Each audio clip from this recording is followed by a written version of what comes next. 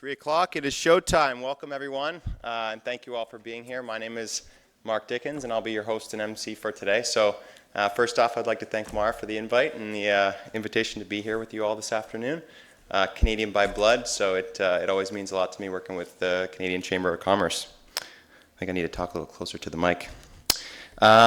So first and foremost, I think the last time I've been surrounded by so many lawyers is either in a lot of trouble or had some expensive bills coming my way. So all that to say, I am excited for the session. I think you guys are going to hear some really interesting case studies today that are real world and will showcase some examples between a real life situation, client and lawyer, and that's much better. And so I'm hoping that you guys enjoy the session today. As I said, my name is Mark. If you don't know me, I am Mike's nephew, younger, handsomer, and his new replacement. So to officially start today, I'd like to invite Mara up to kick off today's session before we get rolling. So Mara is the Executive Director for the Canadian Chamber of Commerce, so welcome to the stage, Mara.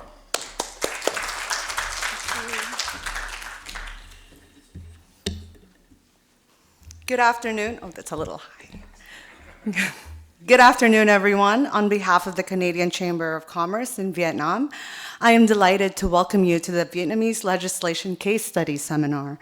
The Canadian Chamber of Commerce in Vietnam, CanCham, has proudly served the business community for 25 years, fostering trade, investment, and partnerships between Canada and Vietnam. Our mission is to connect people, ideas, and opportunities, and today's seminar is very much part of that mission. We are proud to host this event in collaboration with the Consulate General of Canada in Ho Chi Minh City, and we sincerely thank the Consulate for their continued partnership and their commitment to advancing trade and investment between Canada and Vietnam. I would also like to recognize and extend our heartfelt appreciation to our national corporate sponsors for their year-round support to the CanCham community.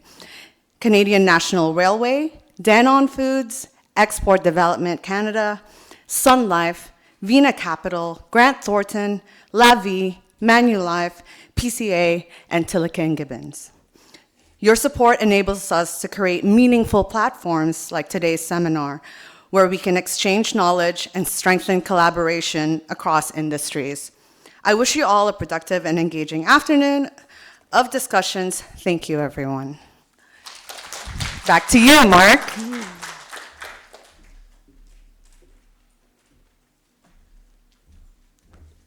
Okay, so I got to do a little housekeeping before we get rolling here today. So just so everyone knows, you are on camera. This session is being recorded from start to finish.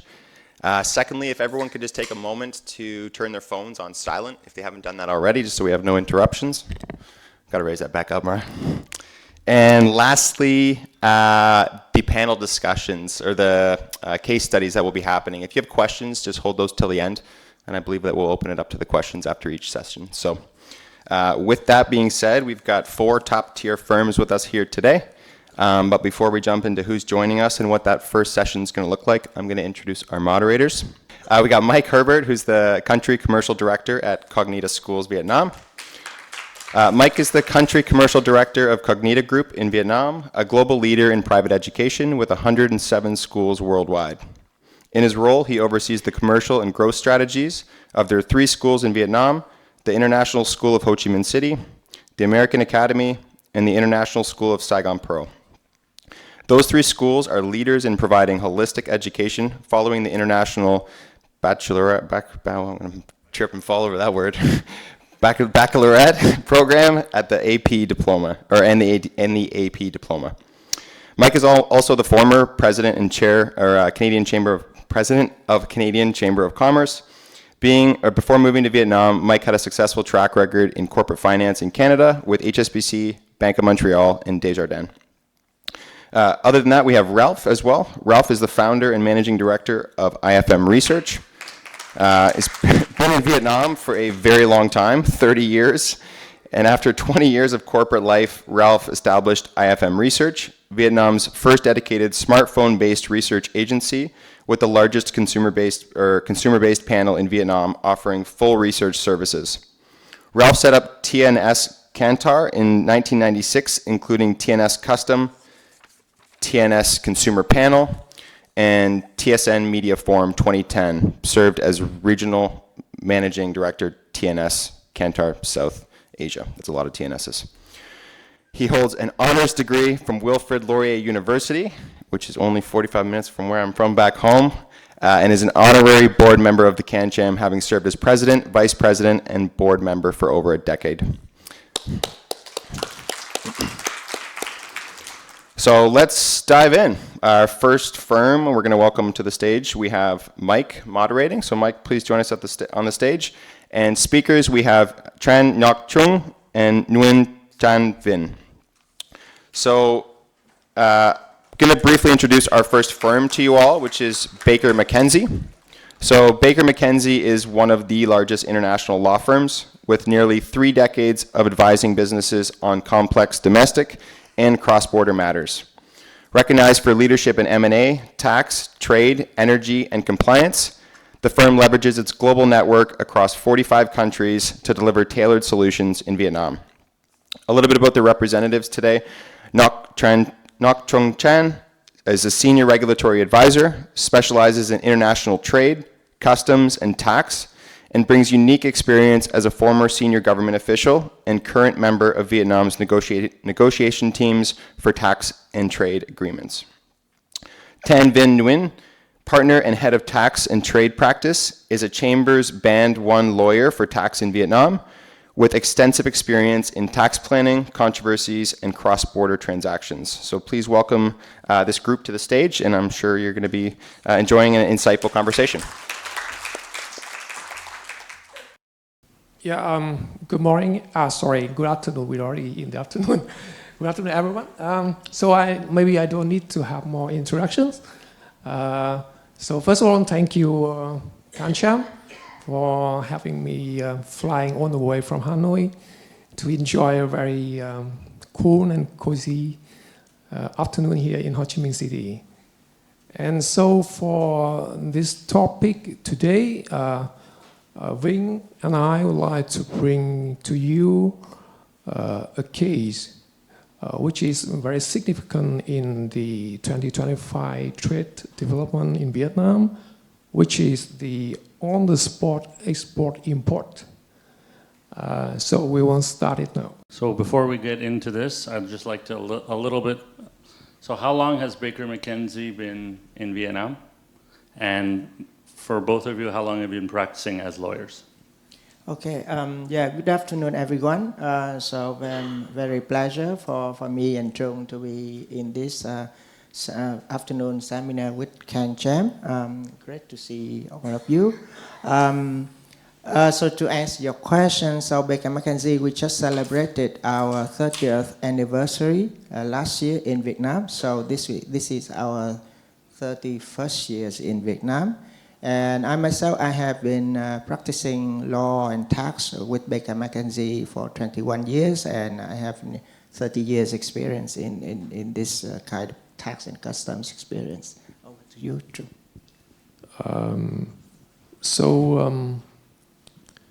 For the practicing for myself, I have been with Baker McKenzie for about 30 years.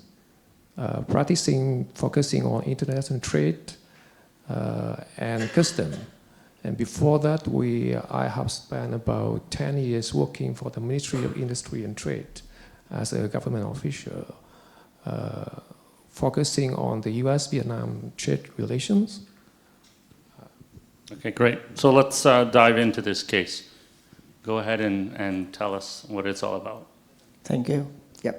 So as Trung briefly mentioned, in this session we are going to discuss about a unique export-import arrangement under the Vietnam trade regime that is on the spot export, and we like to highlight the importance of advocacy effort. First, Trung, what is on the spot export and why it is important to the business? Yes, so as all you know that Vietnam is an exporting country, and So far, we export about 700 billion US dollar a year. And for the on-the-spot export, what we normally call for OTS, it accounts for about 150 billion US dollar, so about 20% of the total trade volume of Vietnam. So that you can see that it plays a very significant role in the overall international trade activity in Vietnam. So exactly what it is. So the ODS basically is an export-import arrangement where the Vietnamese, the local supplier here, they sell the goods to the foreign buyer. But there would be no cross-border physical flow of the goods. The goods still remain in Vietnam. Because that at the same time when the local supplier, they sell the goods to the foreign entity, the foreign entity won't sell it again or assign it to another local customer. It can be the buyer, local buyer, or it can be another manufacturer to do the top manufacturing in Vietnam.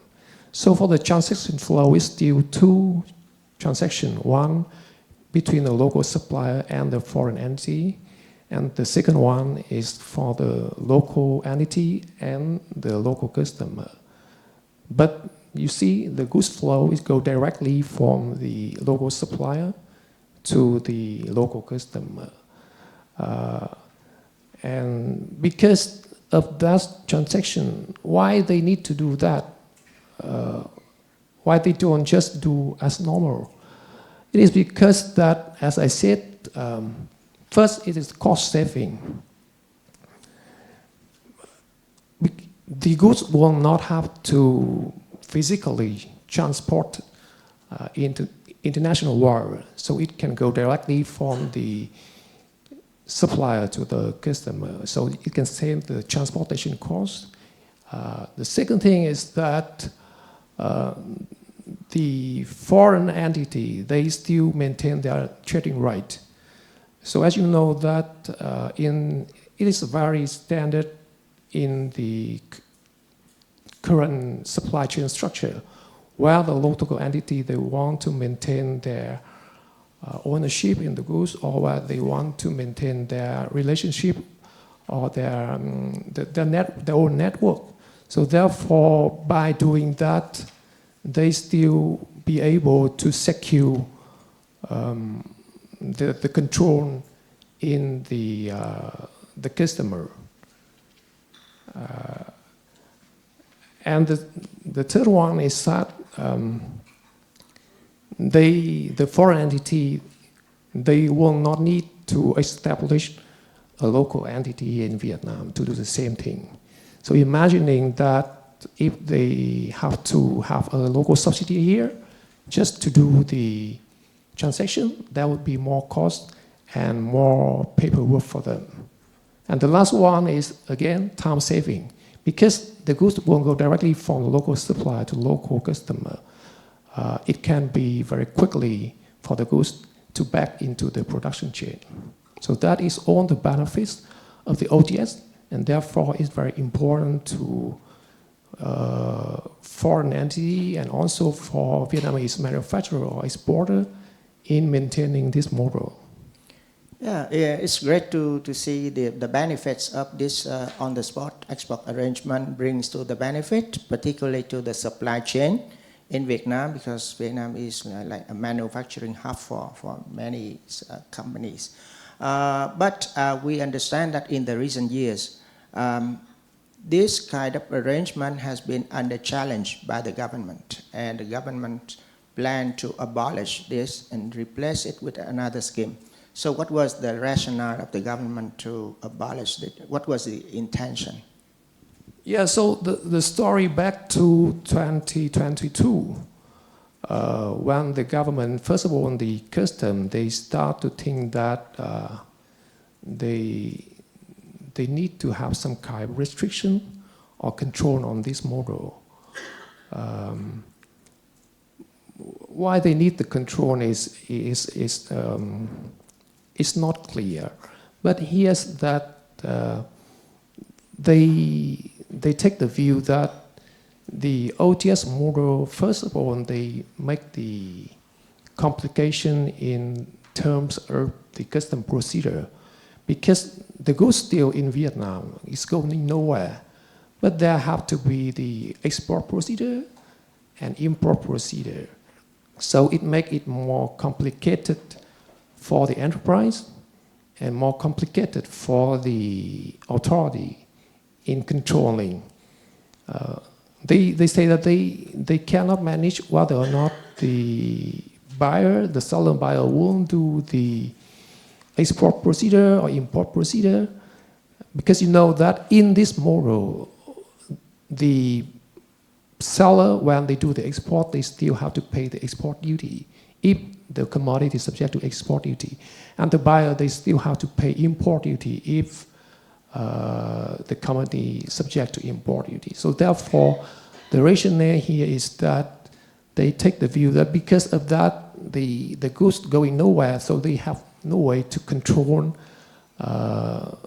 the enterprise in the custom procedure.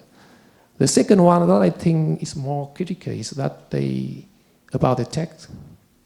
So they see that the foreign entity in this model, probably they do nothing. But then they can gain a very high profit. Why? Because the custom authority, they looking into the custom declaration form. They see the custom value in the export declaration and the custom value in the import declaration. There's a big margin here.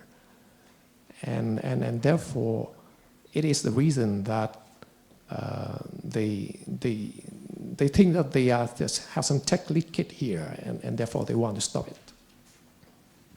Yeah, and I understand that the challenge that the government used to bring against this case is that they refer to the law by claiming that this on-the-spot export arrangement is only allowed to a foreign seller when the foreign seller doesn't have a commercial presence in Vietnam. And with that reason, like the whole supply chain in the country in the recent years is really disrupted because the tax authorities and the customs authority try to challenge the local supplier when the local supplier exports, and the tax and customs authority try to challenge the local supplier whether the foreign company has a commercial presence in Vietnam, and how can the supplier know whether they have a representative office or they have a subsidiary in Vietnam. And the problem is that the local suppliers in many cases cannot claim the transaction as an export transaction.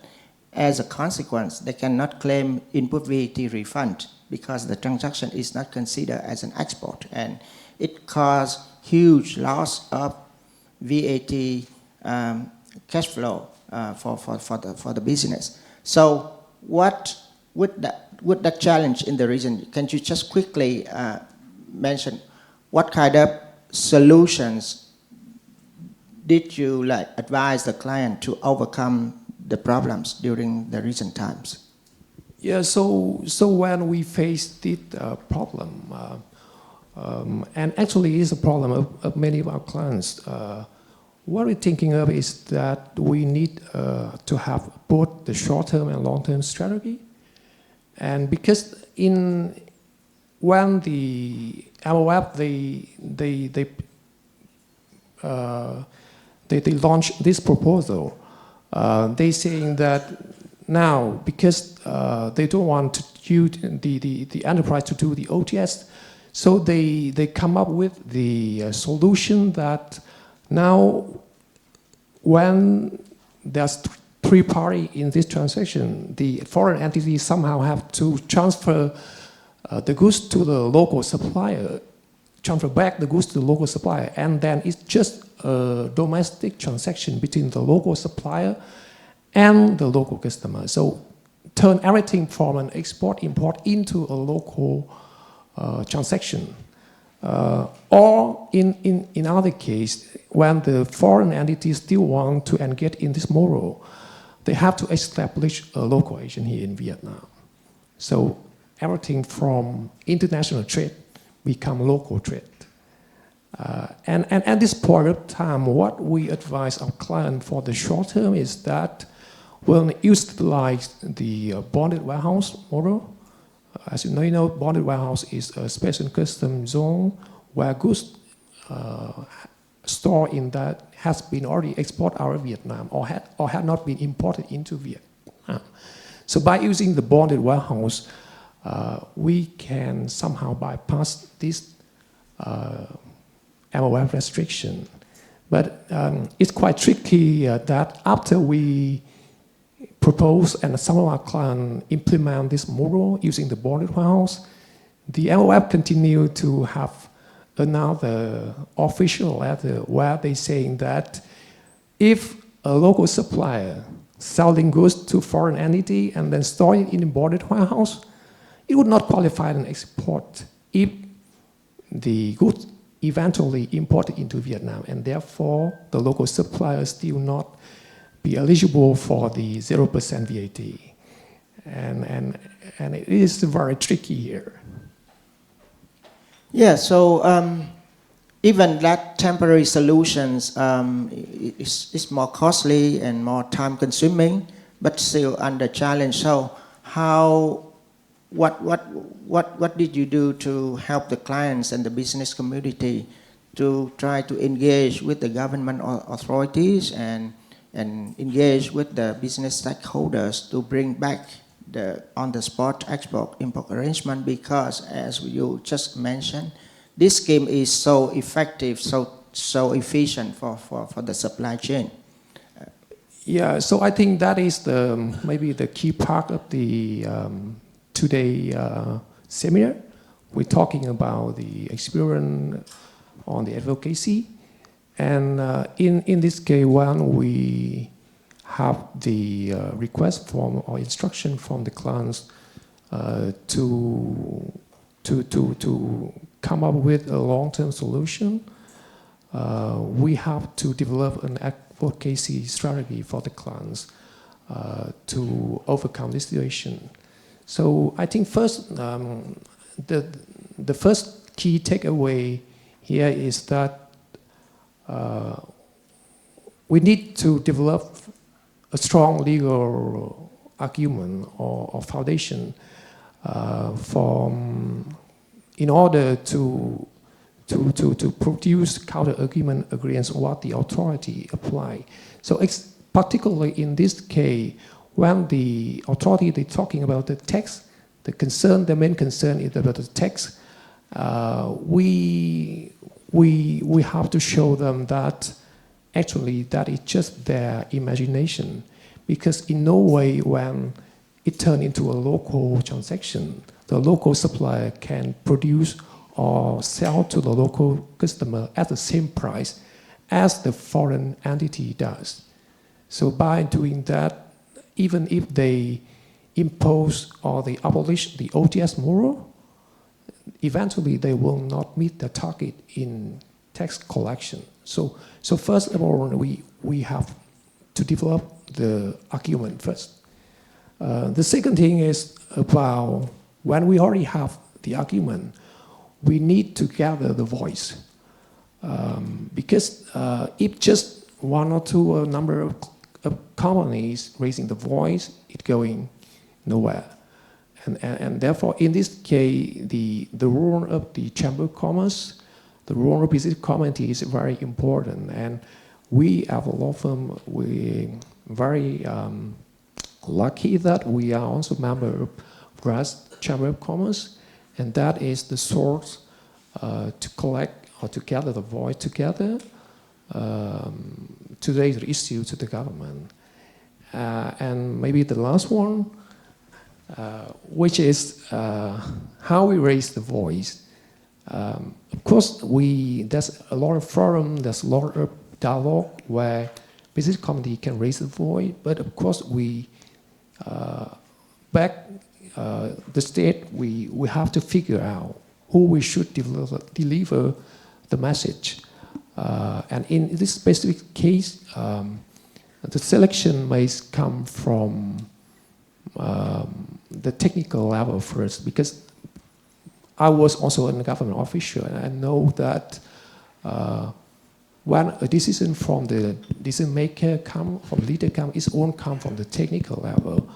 And from the technical level, when you be able to develop that message to them and to persuade them on how it should be going in the future, if this happens, then they will be able to have some kind of influence to the boss. And also, a part of that, it also need to have some kind of going around when we do raise the voice to other agency in the government in order to become a combination in order to achieve what we expect. Okay, thank you. Maybe just one question from both, because I know we're a little bit on getting over time. So in a few words, in 10 words or so, can you share from the client side, what is the biggest challenge in this type of OTS structure? Yeah, I think the biggest challenge for the clients with this challenge is that financially, their VAT input is stuck, and they cannot claim back input VAT credit because the transaction from the local supplier is not treated as export. And if that's the way, it's a cost issue. It increased the price, and it like changed the whole financial model financially. Okay, thank you. And from the lawyer side, what is the biggest challenge when you're doing advocacy or working with a client on this type of transaction?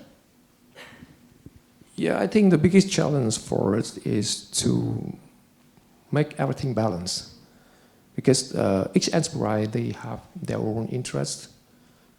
And in order to have the same voice, everybody on the same page, then it would be our role or our obligation to make analysis or doing some kind of discussion with each client in order to bring everyone on the same page. Okay.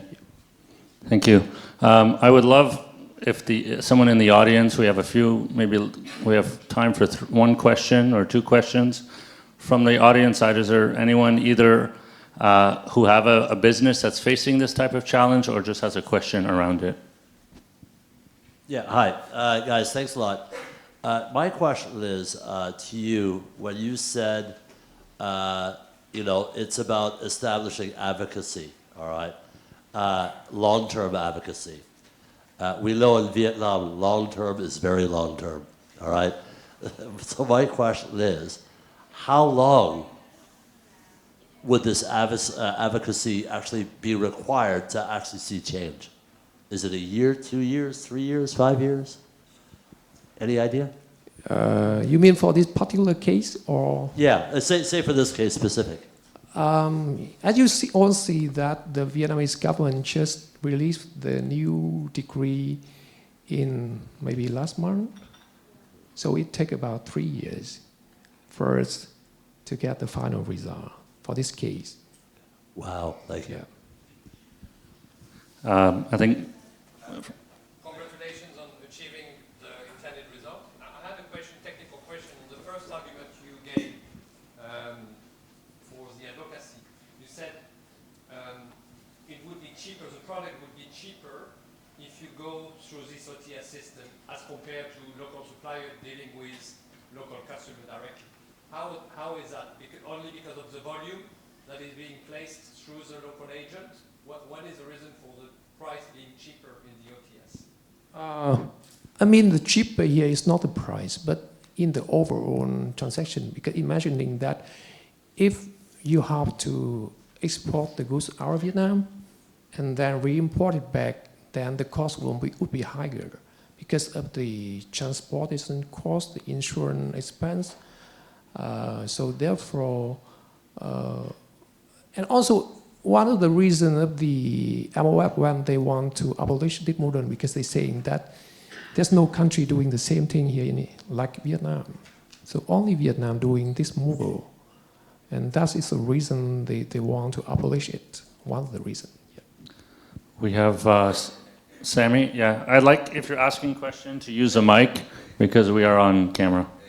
Very quickly. What about the flow of funds with this OTS transaction?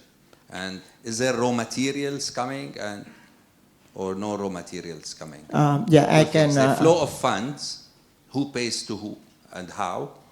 Okay, so for this kind of arrangement, from the local supplier perspective, of course, for them to produce the goods to deliver to the local customer, they may need to import certain materials.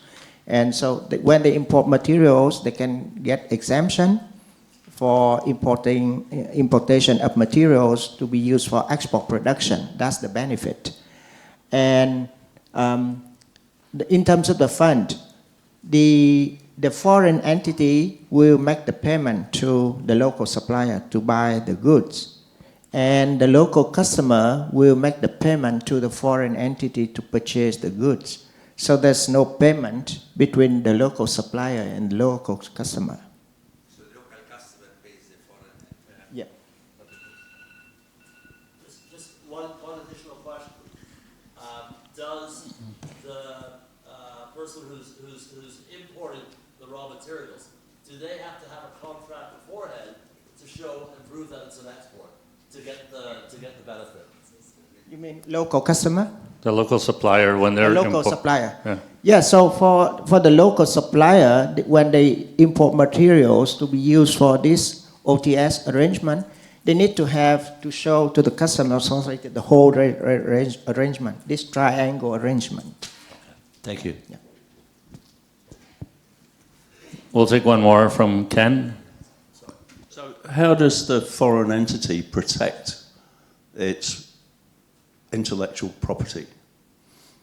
What's to stop the local supplier actually just copying and then taking the customer base over time? Are you talking about like IP protection or what?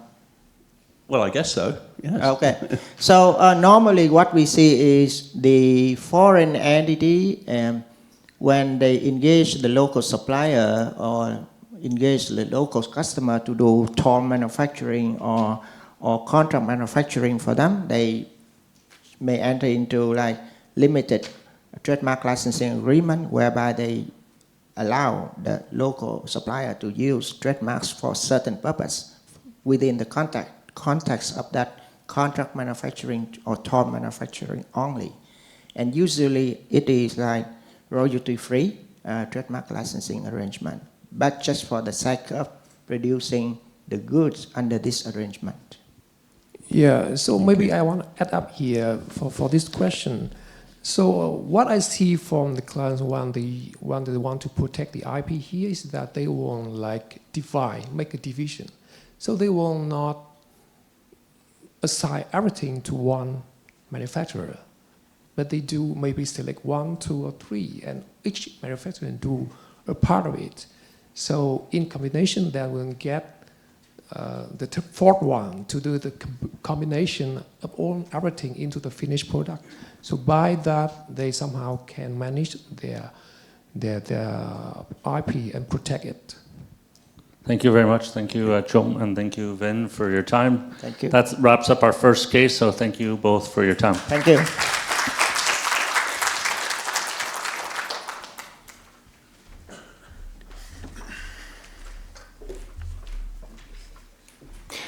But to close out today, I wanted to invite Mara back up on stage, our executive director, for some closing comments. So she's going to kind of wrap up there. And then after that happens, we're going to invite all of our panelists for today, our speakers for today, to come back up on stage.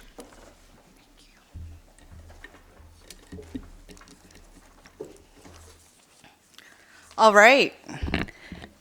Thank you all for joining us this afternoon and for the thoughtful discussions and insights shared during the seminar.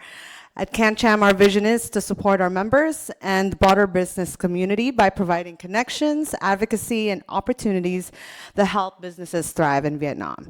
Events like today's seminar are one way we fulfill that role, and by bringing together leaders, experts, and stakeholders to address key topics that impact us all. Whether it's through business seminars, networking events, trade missions, or community initiatives, CanCham is here to serve as a bridge between Canada and Vietnam, connecting people, ideas, and opportunities. I would like to once again thank our speakers, Mr. Trung, Mr. Vinh, Ms. Valerie, Ms. Phung, Ms. Sarah, and Ms. Lin, and last but not the least, Mr. Jerome and Mr. Sandre. And our moderators, Mr. Mike Hubert and Mr. Ralph Mateus, and our MC, Mr. Mark Dickens. Thank you very much.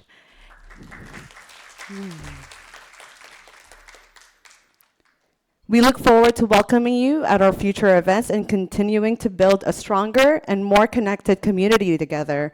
And once again, thanks to the Consulate General of Canada in Ho Chi Minh City, and thank you. Have a wonderful evening.